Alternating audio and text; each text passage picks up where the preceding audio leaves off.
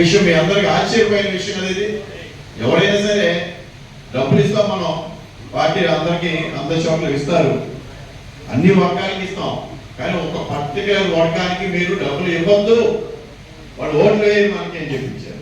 అంటే ఒక మనం ఇస్తే కనీసం 100లో 25 వస్తాయి, అది కూడా వద్దు మాకు అని చెప్పి ఫార్వర్డ్ చేసిన వ్యక్తులు అన్నమాట. ఈ పార్టీలో పెద్ద తలకాయలుగా వ్యవహరిస్తా ఉన్నారు. వీళ్ళకి ఏంటంటే అవతల మనుషులు అంటే చాలా చులకన, వాళ్ళకి 1000 కోట్లు ఉన్నాయి, కానీ యువతల మనుషులు అంటే చాలా చులకన.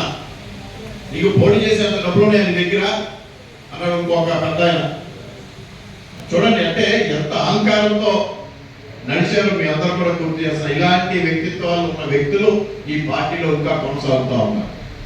ఇవాళ ఏ ధైర్యంతో మనందరం కూడా ఇలాంటి వ్యక్తులు వాళ్ళ అయిష్టాలతో వాళ్ళకి అనుకూలంగా ఉన్న వ్యక్తుల్ని వాళ్ళని ముందుకు తీసుకెళ్తా ఉన్న పార్టీలో మనం ఏ విధంగా కొనసాగలుగుతామని మిమ్మల్ని అందరం కూడా అడుగుతాం.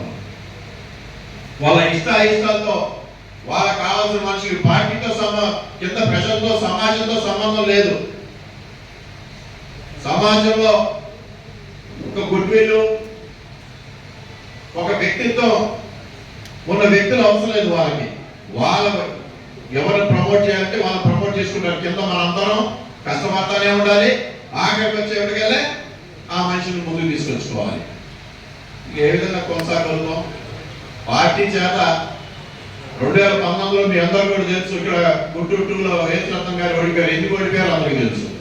2024లో నాకు ఓటు ఏంటని చెప్పారు, మన పార్టీలో మంచే నాకు ఓటు ఏంటన్నారు, గుంటూరులో రజనమ్మ గారికి కూడా ఓటు ఏంటన్నారు, ముస్తఫా గారికి ఓటు ఏంటన్నారు.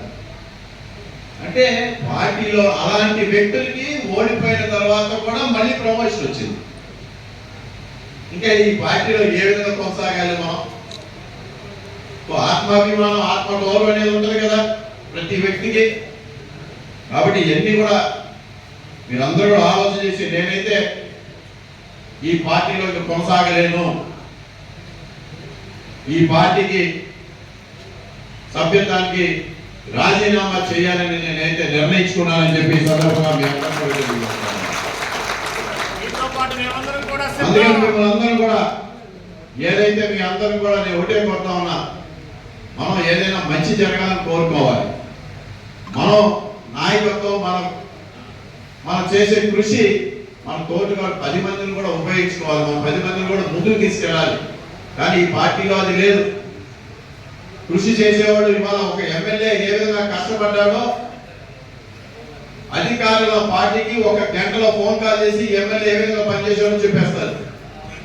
రాష్ట్ర యంత్రాంగం మొత్తం ఉంటుంది, ప్రభుత్వ యంత్రాంగం ఎమ్మటే ఈ ఒక ఎమ్మెల్యే పనితీరుని చెప్పగలుగుతారు. కానీ అది కూడా ఈ పార్టీలో లేదు. ఇది చాలా దురదృష్టకరం, అవమానకరం. పార్టీలో కృషి చేసే వ్యక్తులకి ఇది అవమానకరం.